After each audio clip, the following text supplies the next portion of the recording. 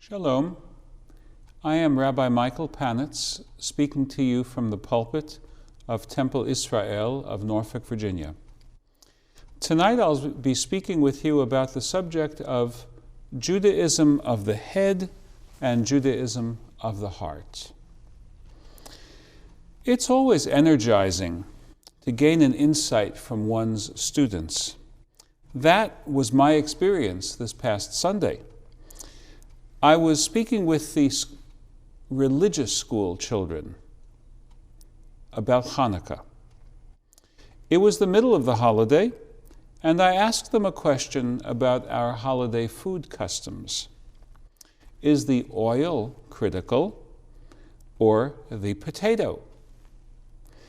At first, my Socratic teaching method steered them just where I expected. Since lots of people use the jelly donut as their Hanukkah fried food, it must be the oil and not the potato.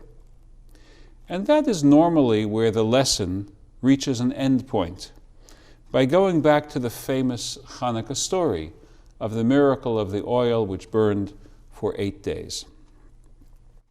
But I wanted to push a bit farther with these students. So I asked them if French fries wouldn't be as good as potato latkes. After all, if the point of the table custom is to use oil in commemoration of the miracle, and then the potato being secondary, does it matter so much how the potato is fried? I expected them to go along, but they dug in their heels. French fries for Hanukkah wouldn't cut it. So I asked them to explain themselves, and they came up with a rather confused set of confabulations. One child said, latkes are better than French fries because there's more potato in the latke than in any French fry. I retorted that if quantity is important, they could supersize their order of fries. But since that wasn't the student's real reason, the rebuttal glanced off. He tried again, this time suggesting that a latke is already a collection of fries in one package. Maybe it's time to take him to New York City and introduce him to an authentic Lower East Side potato knish, a week's worth of bad carbs with enough onion to give you a week of heartburn to match, and sodium for hypertension to go along with the heartburn as a bonus. What the student was not succeeding in saying was actually what he was feeling, which I could sense by watching him closely. And that in turn was the most important part of the exchange. He was feeling, why is the rabbi messing with me? Everyone knows that the custom is to eat a latke. Of course, being a true son of the South, he probably pronounced it in his head, latke. Why is he trying to confuse me?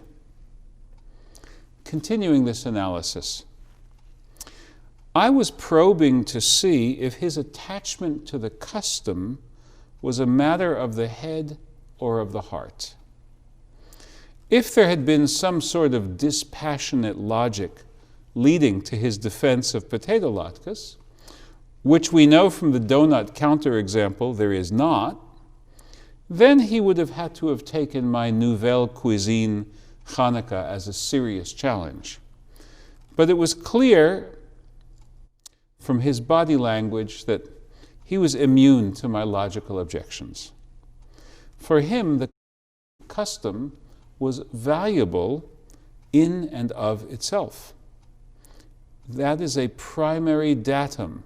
It's not a theorem of some system resting on axioms. And with that, I was satisfied.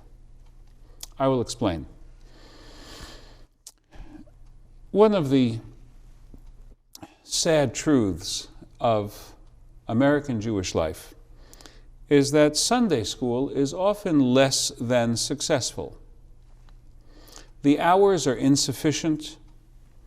The structural norms tell everyone that this is just an add-on to whatever their real business may be.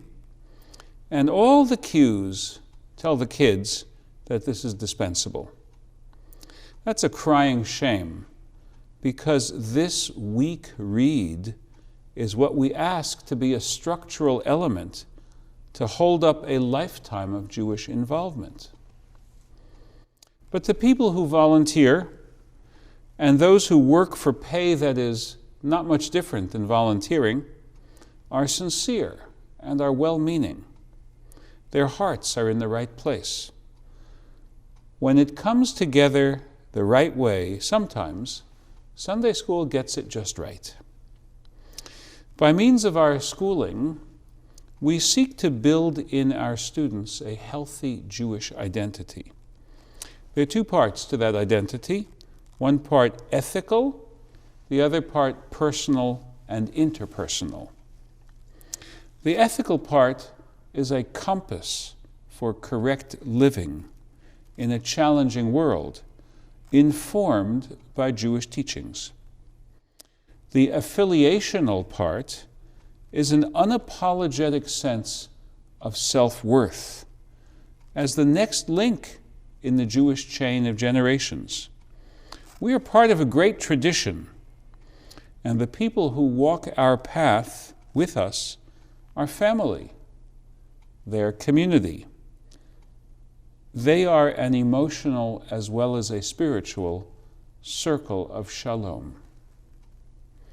These kinds of families, of communities, of circles of shalom are sustained by the rituals that we practice. Holidays are high points of our ceremonial observance, and holidays always include food. So Hanukkah menus are important, not because they're logical, but because they are the setting for making warm and even loving memories. For my Christian friends, it's Christmas ham or turkey that connects to these kinds of memories. For us, it's latkes. What my student demonstrated in our little back and forth over the relative Hanukkah fitness of latkes versus French fries is that his Jewishness doesn't have to remain exclusively in his head. It's all the stronger for being in his heart as well. One more time for 5781, Happy Hanukkah.